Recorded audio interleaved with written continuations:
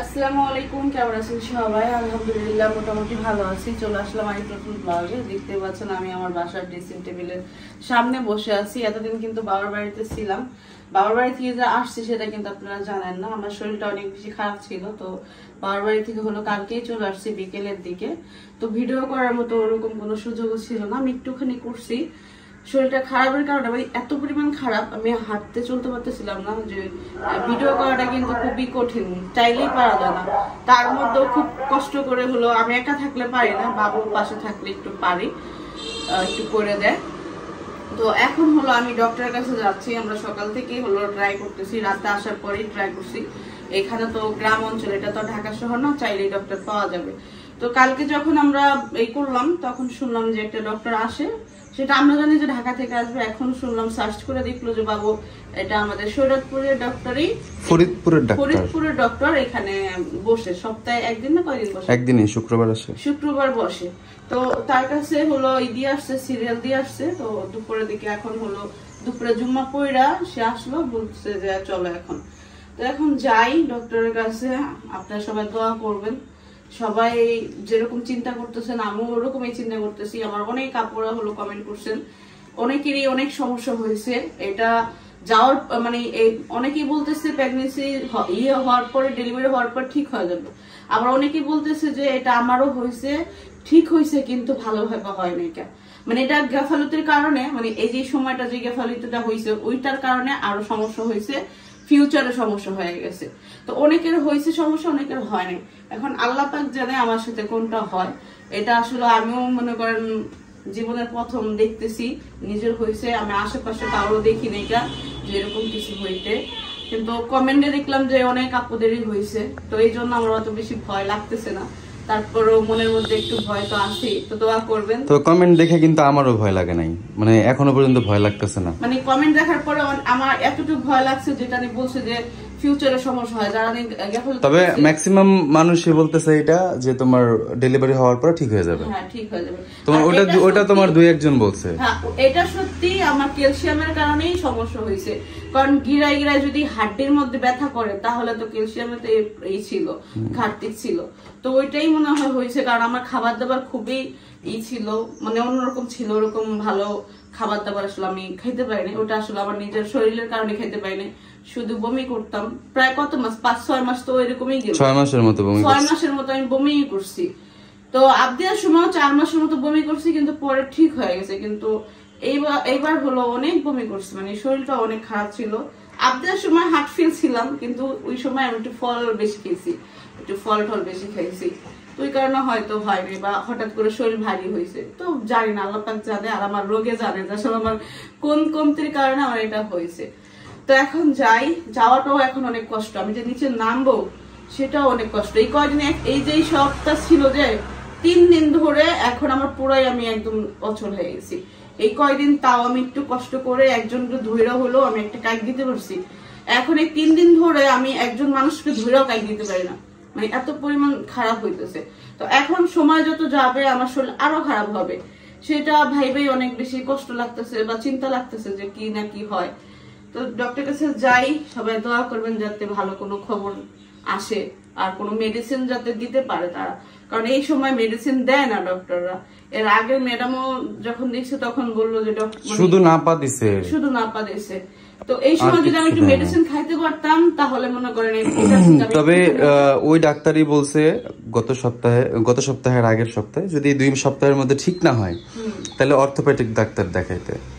এই জন্য হচ্ছে কি এই যে অর্থোপেডিক ডাক্তারের সিরিয়াল দিয়ে আসছি। এখন উনি যদি কোনো মেডিসিন দেয় তাহলে দিবে, আর না দিলে তো কিছু করার নাই। মুখের পরামর্শ দিলে মনে করেন কোনো কাজ হবে না, কারণ এটা মুখের পরামর্শের কাজ না। আমার শরীরের সমস্যা, হাঁটতে সমস্যা। নাপায় ঠিক হইলে ঠিক হয়ে যেত। নাপায় যদি ঠিক হইতো তাহলে হয়ে যেত, যেহেতু নাপায় হয় নাই তাহলে মনে করেন বড় ধরনের মানে ভালো কোনো মেডিসিন ছাড়া আমার কাজ হবে না। আর এই মুহূর্তে আমার মনে হয় না কোনো ডক্টর আমাকে ভালো কোনো মেডিসিন দিবে ব্যথার। তো এই জন্যই আমার খারাপ লাগতেছে। আরো প্রায় অনেক মাস বাকি আছে। তো এটা আসলে ভাবতে অনেক বেশি ভয় লাগে যে এই কয়টা মাস আমি কিভাবে চলবো। এখনই যদি আমি চলতে না পারি তাহলে সময় যত যাবে আমার শরীরের হবে, ওজন বাড়বে, তাহলে তখন আমি কি করব। তো এটা ভাববে অনেক কষ্ট লাগে। সবাই দোয়া করবেন যাতে ভালো কোনো খবর নিয়ে আসতে পারি। চলো ও অনেকে আবার ড্রেস আপ নিয়ে অনেক কথা বলতে পারে না, আমি কিন্তু হিজাব আমার ঘরে আছে, বোরখাও আছে, কিন্তু আমি যে বোরখা কিনছি বোরখার চাইতে এই যে ভালো বেশি, মানে যে এটা পরছি কি বলে এগুলো জানো, ম্যাক্সি আবদিয়ার সময়কার ম্যাক্সি, তো ভাবলাম ম্যাক্সি পরে আর হিজাব করা যায়, বোরখা পরার মতো ওই বোরখাও মনে করেন আমার ফিটিং, এইও যেরকম ওটা ওরকমই। অনেকেই কমেন্ট করছে যে বাবার বাড়িতে যেতেছিলাম মা বোরখা পরে আমি পরি, এত পরিমাণ গরম ছিল তার মধ্যে বোরখা যা মানে তার চাইতে আমার ড্রেস কারণ মোটা হয়ে গেছে। মায়ের বোরখাটা খুঁজে পাচ্ছিল না, মা পায় না কেন? না আমি জানি মা গরমের কারণে হয়তো না বোরখা পায় নাই, খুঁজেই পায় নাই ওই বাসায়, সাবিনার বাসায়। সাবিনা খুঁজে পায় নাই, বোরখা নিয়ে আসছিল, নিয়ে আসছে পড়ছে, বাট খুঁজে পায় নাই। দেখলাম অনেকক্ষণ খুঁজছে, বোরখা ছাড়া দুজনে কিভাবে যেতেছে, মানে একটু বাধা হয়ে বলছে। বোরখা আমি পড়তে পারলে পড়ি, কিন্তু মানুষজন বলবে, এখন মানুষজন কি আর জানে পরিস্থিতি কখন কি হয়। বোরখা যে টাইপের মানে বোরখা কিন্তু এখন ফিটিং হয়ে গেছে অনেকটাই, তো ওইটার চাইতে আমার মনে হয় যে একটু ঢোলা ঢোলা, এটা কিন্তু অনেক ঢোলা, এত ঢোলা না আমার ওই বোরখা, আমার বোরখা তো বোরখা তো ঢোলা না তো বেশি। দাঁড়াও একা একা হাইটো না, পরে দেবা। চলো, তো 11:30 বাজে, হঠাৎ করে হলো বৃষ্টি আসছে, আসলে এই সময়টায় হঠাৎই বৃষ্টি আসে, দেখলাম হালকা একটু হয়ে আছে, আমাদের ওদিকে বৃষ্টি আসে না, খুব কম, ওদিনকে আসছিল। তো সাবিনাপুর হলো বাচ্চাওয়ালা মুরগিটা হলো ভিজে যেতেছিল, ওরা দেখেই নাই কেন। বাচ্চা কয়টা থাকে, এখন থাক, এটা তো লাগবে না, এখন শুকাই যাবো না। বৃষ্টি চলে গেল তো, ঝিরিঝিরি পড়তেছে। আর সে হলো বাজারে গেছে নারকেল আনার জন্য, আমার হঠাৎ করে হলো নারকেল আমার সবসময় খাইতে মন চায়, কিন্তু সবসময় তার পারি না। আজকে সকাল সকাল যেহেতু সাবিনাপুর বাসা আসছি, তো বললাম যে নারকেল নিয়ে আসো খাবো, বৃষ্টিতে মনে হয় বাজারে পাইছি হেরে। তো মরিয়ম হলো আমার সকালে নাস্তা নিয়ে আসছে, এবং 11:30 বাজে, এখনো পর্যন্ত নাস্তা করি নাই আমি। সাবিনাপ্পা হলো সকালবেলায় হলো রান্না করে গেছে, জিমে চলে গেছে রান্না করে। গরুর মাংস না কি মুরগি মাংস? মুরগি মাংস, পাট শাক, করলা ভাজি, লতি। তো আমি সব চিংড়ি মাছের তরকারি, মুরগির আলাদা, করলার মধ্যে চিংড়ি মাছ, লতির মধ্যে চিংড়ি মাছ, শাকের মধ্যেও চিংড়ি মাছই। তো এইখানে বৃষ্টি হইতেছে, আর বৃষ্টিতে বসে বসে আমি হলো সকালে নাস্তাটা করব। সকালে ভাতটা অবশ্য খাইতে মন চায় না, এই জন্যই আমি খাই নাই, না হলে সকাল তাড়াতাড়ি খাবতে। কত সুন্দর বৃষ্টি পড়তেছে। তো মিম হচ্ছে ডাব খাইতে চাইলো, এই হচ্ছে গিয়ে 3টা ডাব পছন্দ করলাম, একটা আমি খাবো এখান থেকে, কারণ অনেক বেশি ওয়েট হয়ে যাবে, আমার বাইকে নিয়ে যাওয়া যাবে না, সাইডে আটকে যাবে। দেন কাকা একটা কাটেন, একটা আমি খাই, বাকিগুলো নিয়ে যাই। কাকার সাথে অনেক মুলামুলি করলাম, কাকা যদিও মাইন্ড করছে ভিতরে ভিতরে।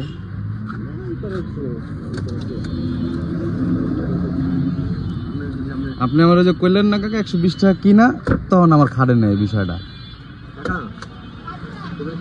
আপনি কিনার কথা কইলেন কে? আপনি আমার এমনি লাভ রাখেন, এটা কয় টাকা কিনে এটা আমি আপনার এখনই কয়ে দিতে পারবো, আপনার মেমো দেব না আমি।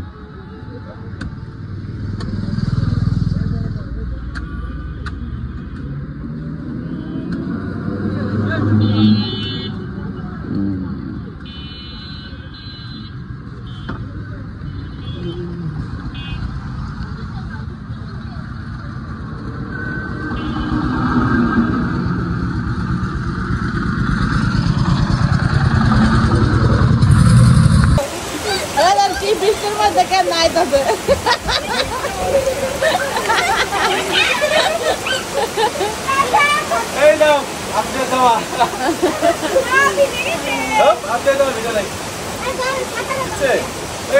আরে তুমি লঙ্গি পড়ো,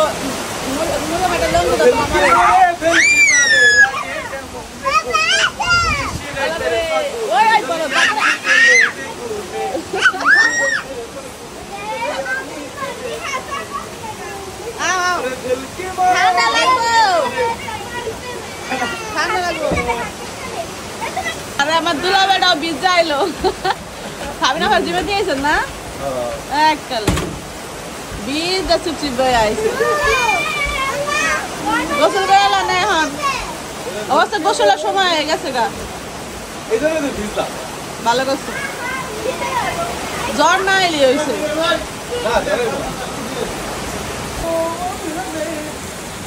কি বৃষ্টি আইছে আর কি এর মধ্যে কি করতেছে নাচতেছে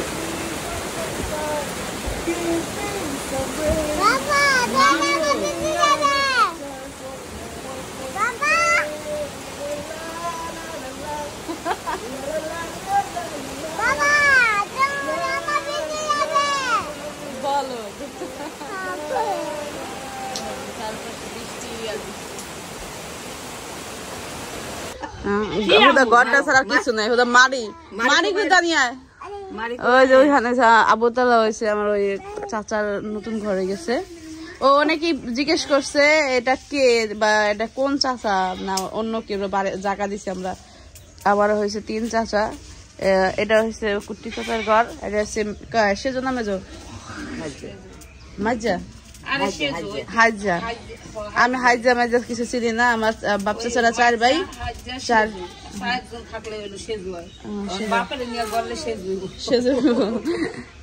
এটা হলো আমার আরেক চাচার ঘর তারাও ইয়ে ছিল এক এক জায়গা মানে ঢাকায় ছিল গ্রামে ছিল তারপরে তারা ইয়ে ছিল মানে আমার চাচির বাবার দেশে ছিল তো এখন মনে করেন একটা সময় আসে না যে বাচ্চা কাচ্চা নিয়ে যখন বাচ্চা কাচ্চা বড় হয়ে যায় বৌজি মানে বিয়ে শাদী করাইতে হয় ছেলে পেলে তখন আসলে ওই নিজের ঠিকানাটা খোঁজে যে কোন জায়গায় আসলে নিজের স্থান তো এখন অবশেষে ওই যে আমার ওই চাচাও আইসে মনে করেন বুড়া কালে এখন সংসার পাচ্ছে আমার ওই চাচা জানি জোয়ান কালে দাঁচার গেছিল কারণ বুড়া কালে আইয়া সংসার পাচ্ছে তো আমার চাচা চাচির সংসার আলহামদুলিল্লাহ ভালোই যেতেছে এখন আমার এই চাচাও মনে করেন ঘর উঠাইছে এই চাচারও যাতে সংসার ভালো চলে সবাই দোয়া করবেন আর আমার বাবা মার সংসার তো আলহামদুলিল্লাহ ভালো যাচ্ছে এইখানে হলো আমার ভাবি হলো মাংস ভাইজা রান্না করতেছে এই মাংস ভাজা হলো আমার ভাইয়ের জন্য হয় ভাইয়া হলো মাংস ভাজা ছাড়া খাইতে পারে না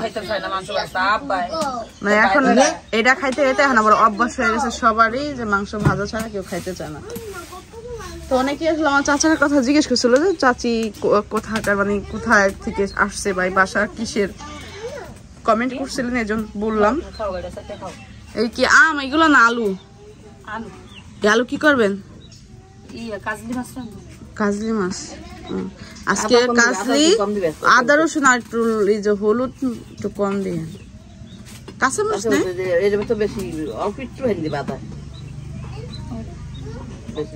এইখানে হলো ভাবি তরকারি রান্না করতেছে দুপুরবেলা আমি হলো কাঁঠাল গাছের নিচে বসে রয়েছি দেখেন কাঁঠাল গাছ এবার তো কাঁঠাল বেশি হইলো না মা তাই আলহামদুলিল্লাহ ওই পাশে এত ওই বছর কত কাঁঠাল খাইছি ওই আমি কই এই যে এইটা একটা দেখছি এই যে একটু নিদি না ওই বড় একটা এইটা ঠিক আছে ওই অনেক বড় একটা ওই যেখানে এই সেরা ওই একটাই আছে কিন্তু এটা আমি এতদিন মনে করছি কি ওটা আগুনে পুরা ইয়ে হয়ে যাবে মানে দুটা ছিল ওই আগুনের তাপে আমি ভাবছিলাম নষ্ট হয়ে যাবে যেখানে সালাবাইন দেয় করে রাখছে যাতে ওই ইয়েরা নাই করতে পারে ওই দেখেন ওই যে মানুষ হামলা না করতে পারে আর ছাগল বেড়া হামলা না করতে পারে আমাদের এই যে একটা গাছ এখানে পাতা পুই নাই যখন কাঁঠাল হবে তখন পুই নাই অনেক কাটা হয়েছে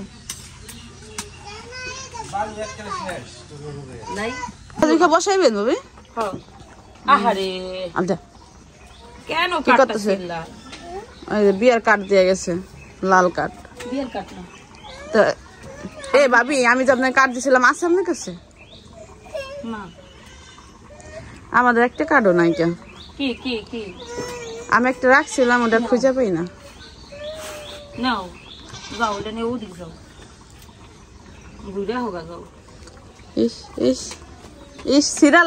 দিন তারিখ যাবে গা এসে যাইতে পারবা না অনুষ্ঠান বাড়িতে হ্যাঁ এসে যাইতে পারবা না হ্যাঁ বুড়ি হ্যাঁ স্পেশাল দাওয়াত না গেলে লস নিজেরই বাড়িতে বড় করে অনুষ্ঠান করব। বাড়িতে অনুষ্ঠান করবো মানে বাজারে 11 তারিখে খাওয়াইবো, তারপর মনে হয় ওইখান থেকে মনে হয় বাড়িতে মহিলাদের জন্য দুপুরে খাবার খাওয়াবো, সবার জন্যই।